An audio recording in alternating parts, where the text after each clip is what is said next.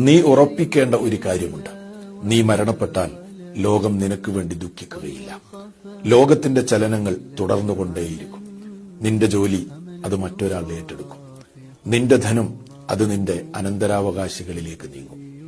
നീ അറിയണം, നിനക്ക് വേണ്ടി ലോകം എത്രനാൾ ദുഃഖിക്കും. നിന്നെ പരിചയമുള്ളവർ പറയും, പാവം, അള്ളാഹു അദ്ദേഹത്തിന് പുറത്തു കൊടുക്കട്ടെ എന്ന്. നിന്റെ കൂട്ടുകാർ നിനക്ക് വേണ്ടി എത്ര നാൾ ദുഃഖിക്കും? ഏതാനും മണിക്കൂറുകൾ, അതല്ലെങ്കിൽ ഏതാനും ആഴ്ചകൾ മാത്രം. അത് കഴിഞ്ഞാൽ അവർ അവരുടെ പഴയ ആഹ്ലാദങ്ങളിലേക്ക് മടങ്ങും. പിന്നെ നിന്റെ വീട്ടിലെ അഗാധമായ ദുഃഖമാണ്. അതെത്ര നാളുണ്ടാകും? ഒരാഴ്ച, രണ്ടാഴ്ച, ഒരു മാസം, ഏറി വന്നാൽ 2 വർഷങ്ങൾ. അത് കഴിഞ്ഞാൽ പിന്നെ നിന്നെക്കുറിച്ചുള്ള ഓർമ്മ അവരുടെ ഓർമ്മകളുടെ ഏടുകളിലേക്ക് മാറ്റപ്പെടുകയും അവർ അവരുടെ പഴയ സന്തോഷങ്ങളിലേക്ക് മടങ്ങുകയും ചെയ്യും.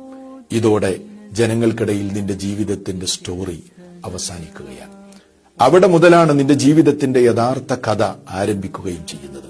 നിന്റെ സൗന്ദര്യം, ആരോഗ്യം, ധനം, മക്കൾ എല്ലാം നിന്നിൽ നിന്ന് നീങ്ങിപ്പോയി. നിന്റെ വീടും ഇണയും നിന്നെ വിട്ടുപിരിഞ്ഞു. പിന്നെ നിന്റെ കൂടെ ബാക്കിയുള്ളത് നിന്റെ പ്രവർത്തനങ്ങൾ മാത്രം.